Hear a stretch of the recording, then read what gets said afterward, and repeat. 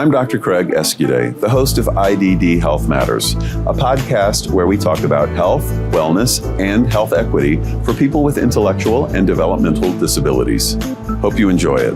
The IDD Health Matters Podcast is a joint production between Friends for Life and Intellectability. For more information, go down into the show notes and click the link where it says Learn More here. Welcome to this episode of IDD Health Matters. We're coming to you from the NASDDDS conference, the National Association of State Directors of Developmental Disabilities. I'm missing something. Help me, Julie. Let me introduce our guest. So, Julie Foster Hagan, welcome to the show. You are the state director. I am the state director in Louisiana for Developmental Disability Services. My home state too. So it's kind of nice to have a fellow Louisianian here on the show today. So Julie, tell us about what you do, and then tell us about NASDDDS. So it's National Association of State Directors of Developmental Disabilities Services. There you go. Yeah, so NASDDDS is a great organization for folks like me who are state developmental disability directors, because we have an opportunity to learn from what's happening with other states, kind of share positive things that we're doing so we can help educate others, but then also hear what others are doing. So we jokingly said in our directors forum yesterday, we love to steal ideas from each other, and there's no use in reinventing the wheel if we find out something's working. So NASDDDS is a great collaboration of the state directors and given us all an opportunity, usually twice a year, to be able to share information with each other, and then take it back to our states and see where we can find things that work. Yeah, collaboration really is important, and we can learn from others what works, and then steal it, like you said, or sometimes learn what didn't work, right, so that we don't replicate the things that weren't right, helpful either, right? Right. So tell us about your work in Louisiana and what's happening in the field of supports and services for people with IDD. Sure. We have a lot going on. I think with the American Rescue Plan Act, Section 9817, it gave states a lot of opportunities to start thinking about things that we've been wanting to do maybe for a long time, but didn't have the financial backing or ability to be able to do those things. And so we're doing a lot of work around health equity in our state. That's not just within our developmental disability office, but within the Department of Health.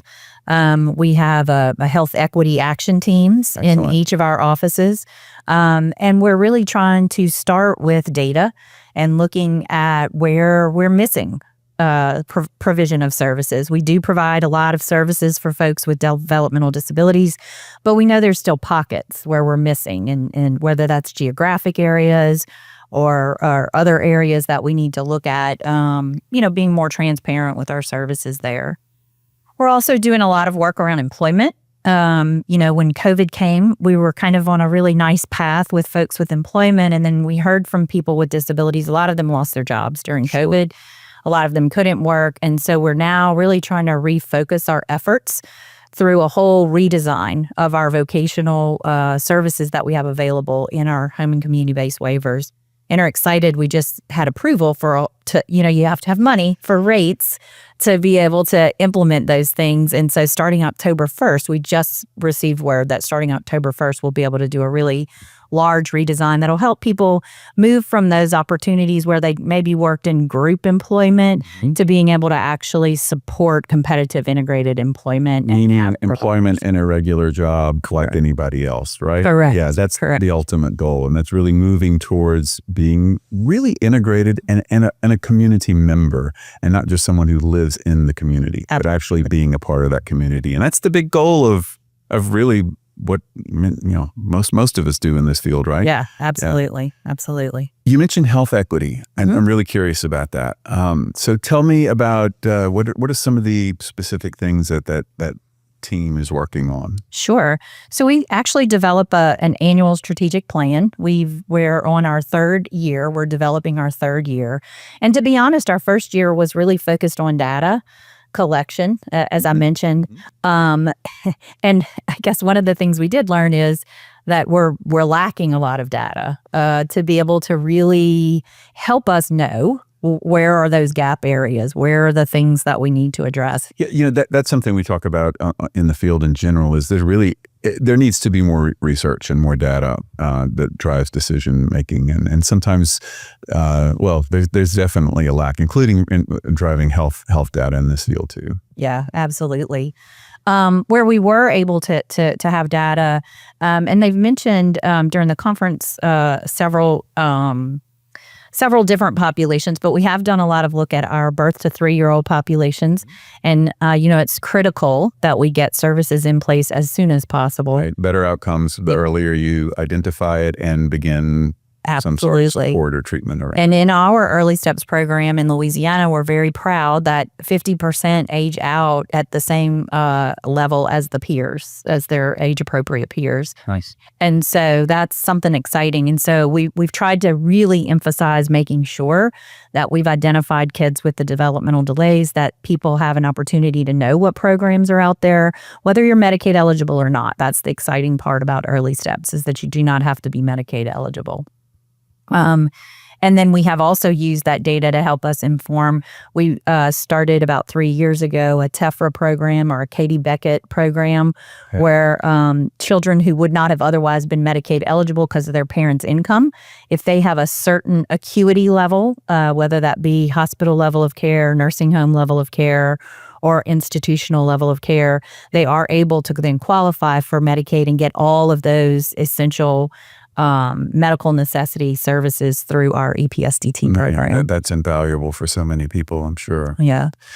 So we hear more and more about social determinants of health. Yes. And how big of an impact that actually has on our overall health. And when we're talking about social determinants of health, we're talking about things like employment, education, accessibility to healthcare services, and a few other things. Is that a part of this it is. project that you're working on? Yeah, absolutely. The good thing about it is in Louisiana, our Department of Health covers a pretty large umbrella. So our Medicaid agency is there.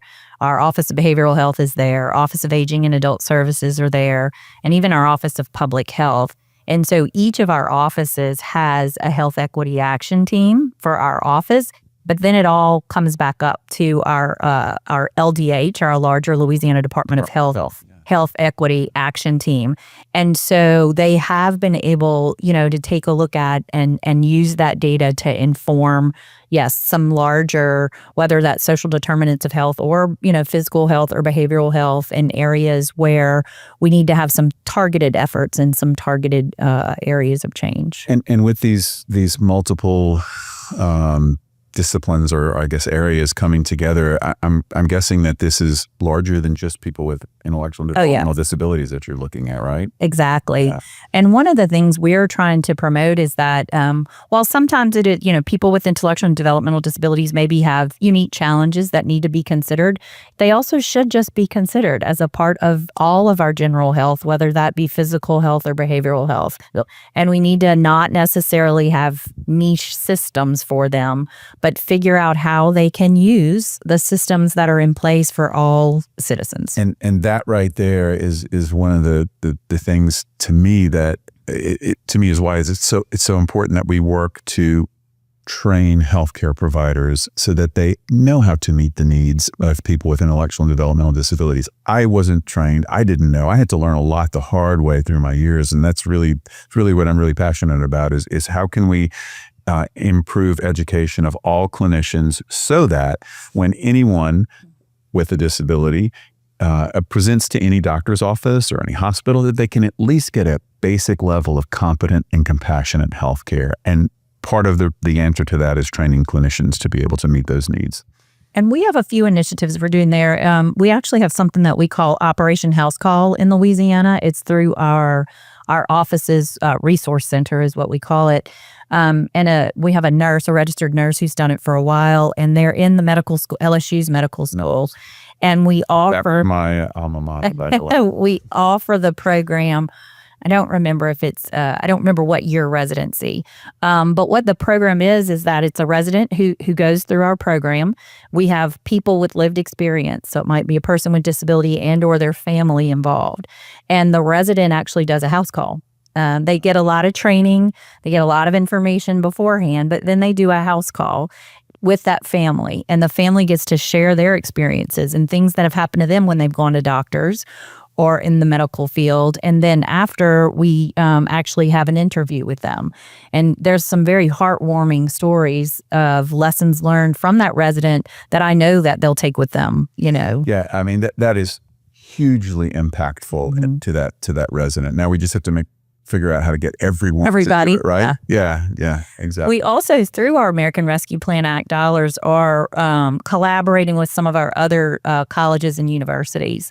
We are working to extend that again in different ways with further residents through LSU. We're also looking to get into the School of Social Work, into schools of nursing, so that we can work with them. And we have, some of our state universities are willing to partner with us where we build curriculum into their program. So we take our expertise, build it into the program, so that there's opportunities to learn about it, as you said, through your actual training. Okay, you got me really excited now. Like, I didn't know all this was going on in my home state. So, gosh, if I can be a part of that, please let me know. Will do. So Julie, tell us about Julie. How did you get into this field? Well, I jokingly tell people I've been in this field since I was 3 years old. My father was very involved in our local Special Olympics. And I won't say how old I am, but it's been a while since I've been 3 years old. And back then, I was a hugger when I was 3 years old. We did all the local games.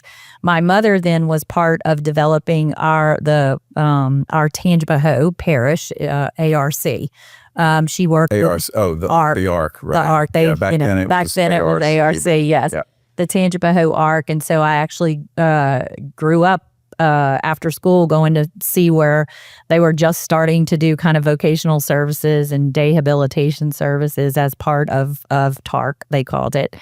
And then I actually spent my summers, my aunt, there was a state-operated facility in the hometown where I lived, and my aunt worked there, so I volunteered in the summer. They still had, unfortunately, a lot of children in state institutions at that time, but they had a summer program, so I volunteered in the summer to do the summer programs.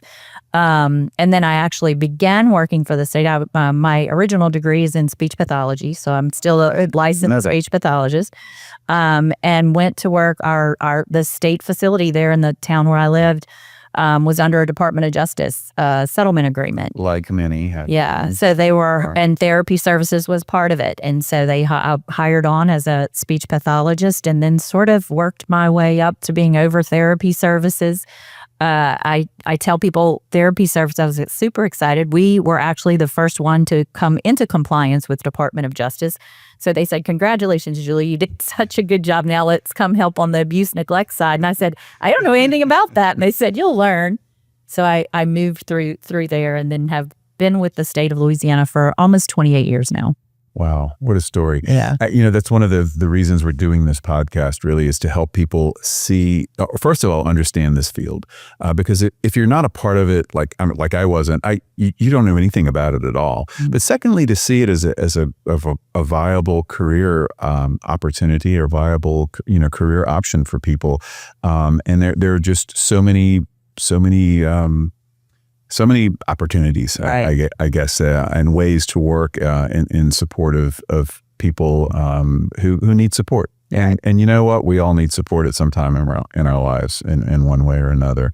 And some people need a little more support. Right. So wonderful work, wonderful background that got you into the place where you are now, which is as a state director. Friends for Life Residential Care, specializing in support for individuals with developmental disabilities, offers services like adult day support and home health care. Emphasizing empowerment and quality of life, we live by the motto, my ability is stronger than my disability. We are currently hiring, welcoming those passionate about making a difference. Learn more and explore career opportunities at friendsforliferc.com.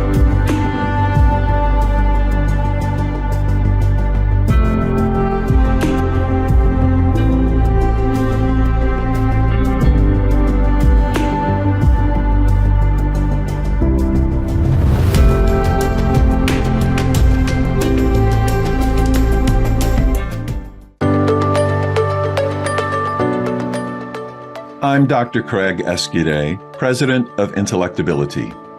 State developmental disability agencies, managed care organizations, and providers across the United States use Intellectability's health risk screening tool, e-learn courses, and person-centered training to improve health equity for people with IDD. Visit replacingrisks.com to learn more about how you can employ these tools with people you support.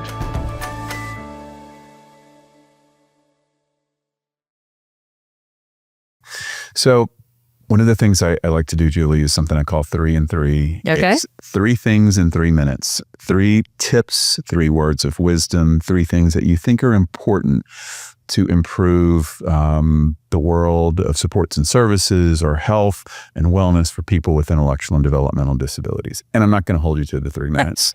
So take your time. Yeah. Well, I think, as we talk more and more about health equity and how important health equity is, to me, one of the most important things is that we as a community really start to understand that people with intellectual and developmental disabilities need to be treated and considered in the same way that those without intellectual and developmental disabilities As people. Yeah. And I think we see ways that we're starting to make improvements. But I think we need I think we have a long way to go before we actually have a community that truly embraces that. And I think anything that we can do, whether you're listening as a state director or a state employee or a provider, is really to help do more to educate the community. It's just so essential. I'm super excited to see that we have self-advocates here at the conference. It's great. And we do a lot in Louisiana to encourage self-advocacy. We have a program called Partners in Policy Making that actually trains self-advocates to understand how to better advocate for themselves, whether that be with the legislature or others. And I think that that's critical that we continue those efforts so that we can start to make a difference there. Yep. And I do think, though, that that also kind of goes into the field. I feel very strongly about employment for persons with disabilities as well, and being able to consider the value that they bring into any type of work setting. And I think, unfortunately, a lot of times people think of employment for people with disabilities as maybe only a greeter or only, someone who's doing cleaning up tasks. But we need to stop thinking of that as well and start to think about other opportunities. We've seen so many great examples, but I think that's another area where the stats are actually pretty good for people with disabilities that are employed, and the feedback from employers and coworkers there. It's actually quite good in terms of dependability and even productivity and all of that. Yes. And they want, they really want to show up to work. And so really just not trying to put limits there, trying to understand that we as a system don't need to put limits. And along those lines, I think goes with the dignity and respect for folks with disabilities. I think whether that's, again, not setting limits for them or making sure that we consider their needs.